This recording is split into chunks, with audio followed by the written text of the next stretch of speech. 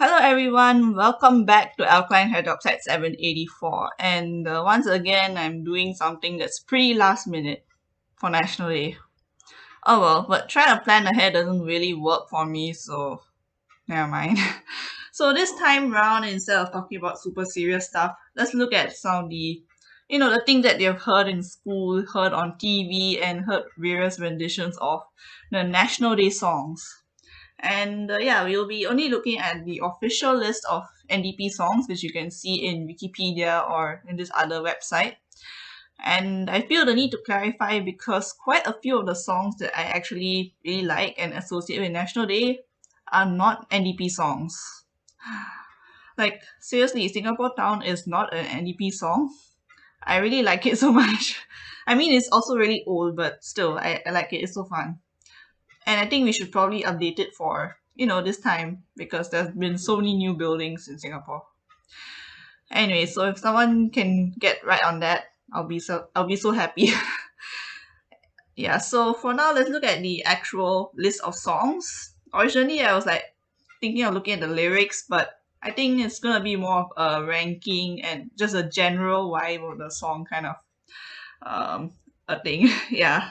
So that's what I'm gonna be doing today. So before we start, let's stand up and take a stretch because I'm pretty sure you've been watching YouTube or something for a while. And of course, the very first NDP song that is officially considered an NDP song is Stand Up for Singapore. And I would say that it is a really good song which really gives NDP vibes full and full. And it came all the way back in 1984, which is, I mean, it is quite a while ago, but it feels like there should have been older songs. I don't know. Anyways, so this song kind of generally calls people to action, to help others, believe in ourselves, fulfill our responsibilities and stuff like that. So if you think about it, what's the idea? What's the general context at that point of time? Well, at that point of time, there were like the MRT was just starting up.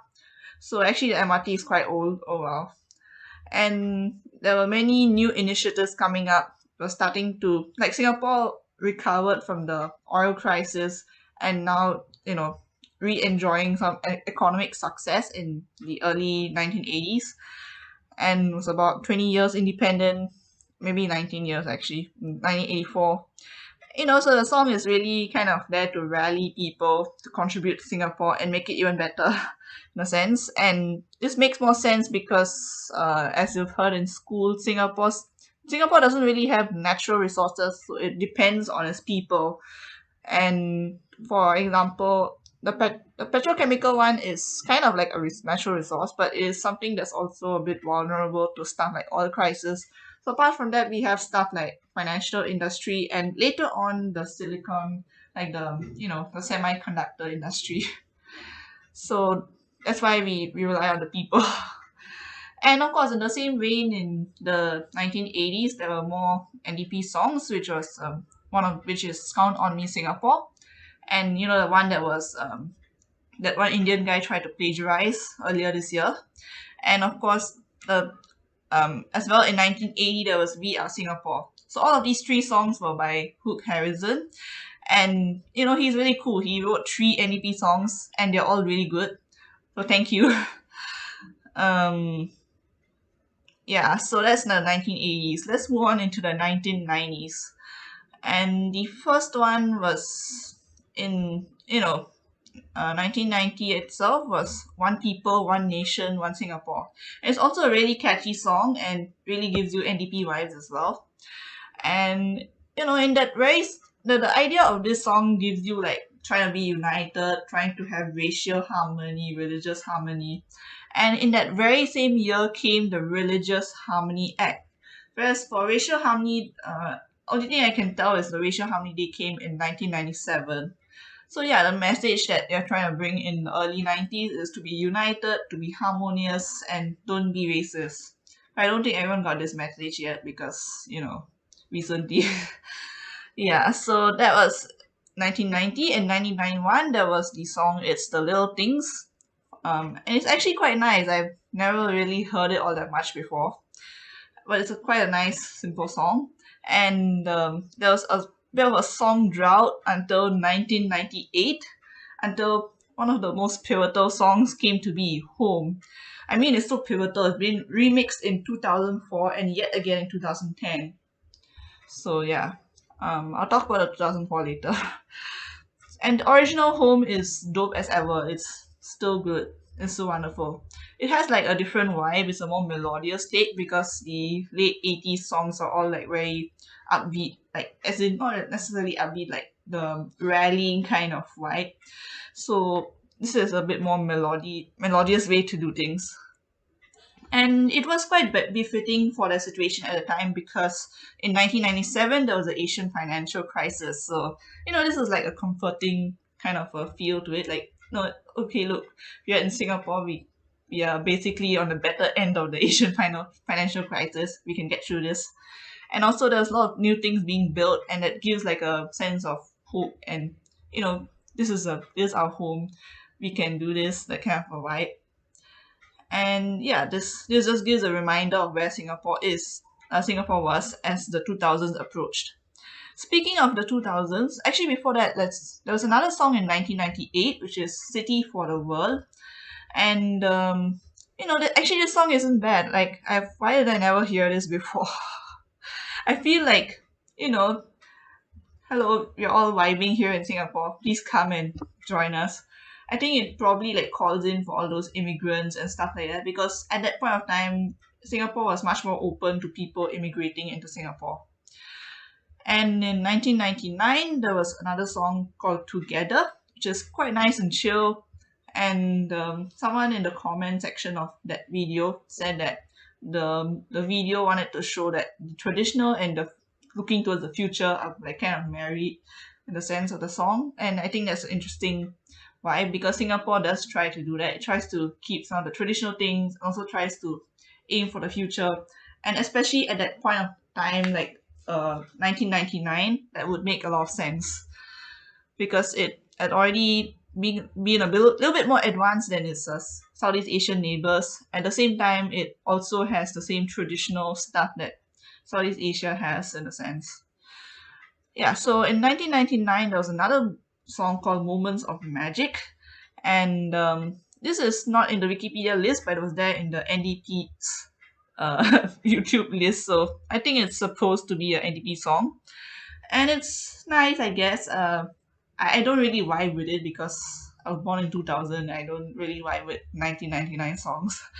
Sorry. But I think a lot of people seem to like the song. So good. So in 2000 itself, there was a song called Shine on Me. I listened to it, wasn't exactly that great to me, honestly. I guess it also gives that sense of, things are good, we can look forward to a good time, that kind of vibe. And 2001, we have Where I Belong, which is a really dope song. I remember this in primary school. And it has the same energy as Home because it's like we belong here in Singapore, kind of. Yeah. So generally, I think these songs still have the same vibe of, oh, we belong in Singapore, be united, help others, things like that. So 2002, we will get there. Another really, really dope song, especially the part with like the really high notes. That's where everyone starts singing really loudly in primary school. Sorry. Okay.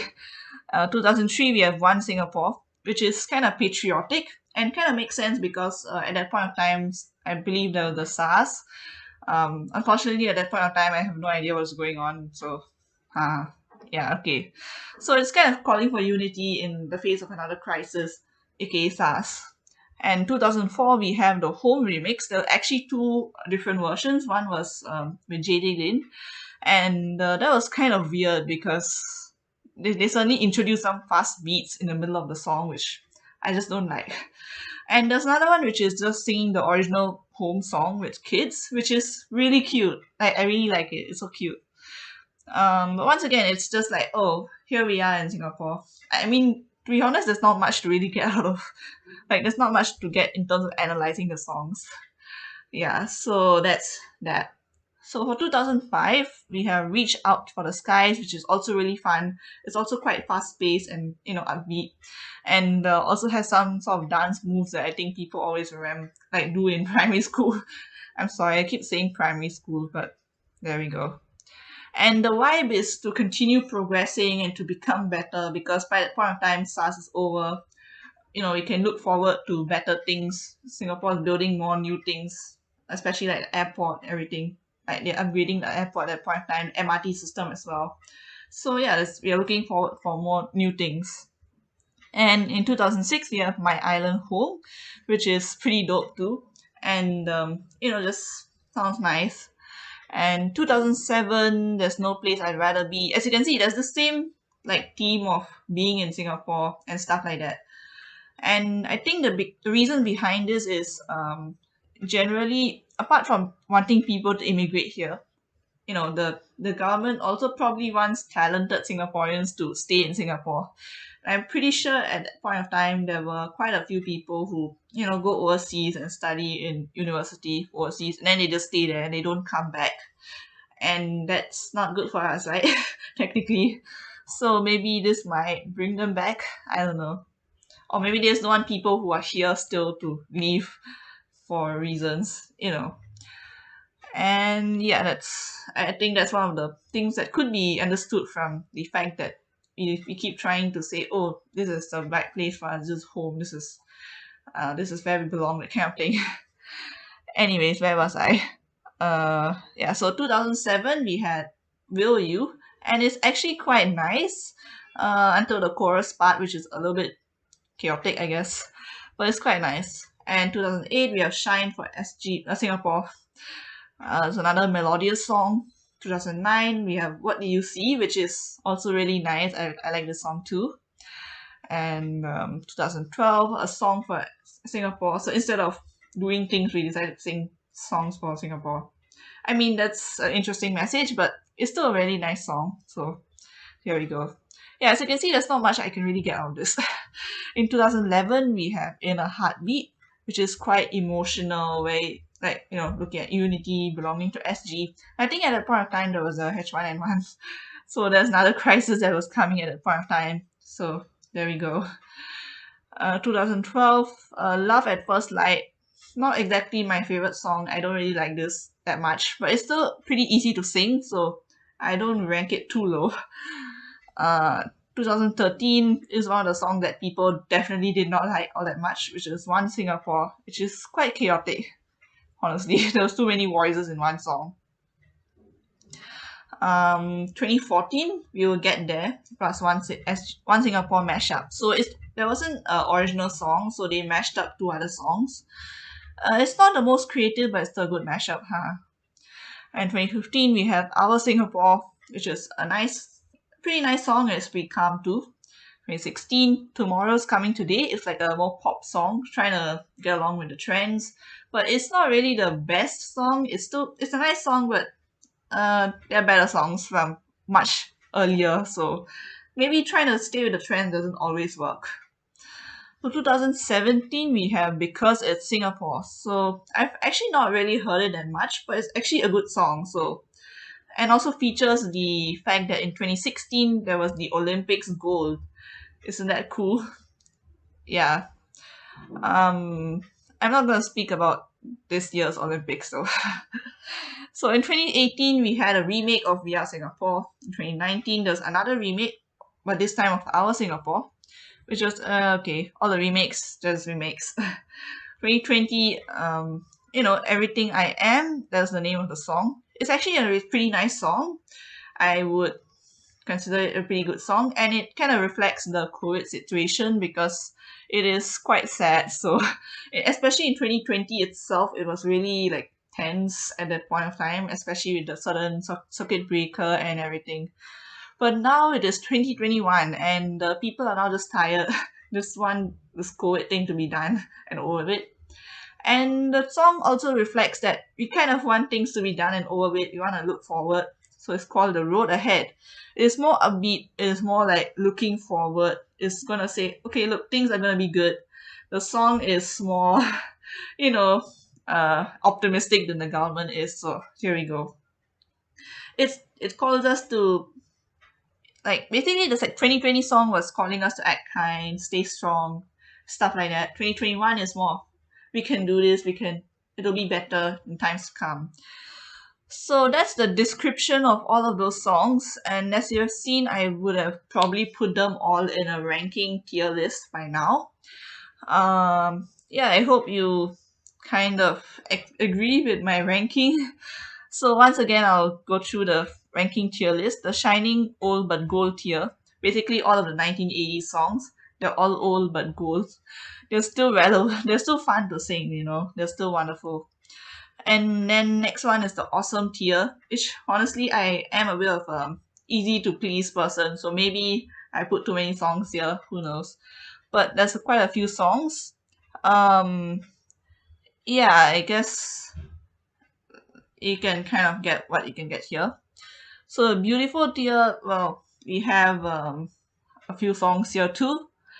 And one note is that the road ahead is here in the Beautiful tier, but I feel like in a few years, with some added nostalgia, people who have listened to this song a few times may actually put it in the Awesome tier, because I think it has the potential to be that. And for the C tier, we are calling it You Can Live With It. So there we go. And the D is okay. I guess you can tell that it's not exactly not very exciting songs in there. But I'm not really that mean of a person. I'm not gonna fail anyone. I think all of the songs are still songs. They're still passable. Yeah. So I don't really have a F tier here. So yeah, generally I would say that for the entire, like, all the time after 2000s, I think the early 2000s was still a pretty good song time, I guess. And the general vibe is, just there's not much extra messaging to give at that point of time, because Singapore doesn't really have a lot to go on in terms of National Day messages. We can only say, oh, stay united, racial harmony, that kind of thing. Or they say, we belong to Singapore, like that's our home. Or they have like looking forward, that kind of thing, because that's what Singapore does. Like, that's what Singapore's into: racial harmony, staying in Singapore and not going somewhere else, and trying to innovate and make new things for the future. And yeah, that's the general vibe of most of these songs. Yeah, that's the end of this episode. I wanted to make this 10 minutes, but it became 17 minutes. Well, I still hope it's interesting. So if you like this video, you found it interesting, please press the like button and subscribe. And with that, I would like to say thank you and bye.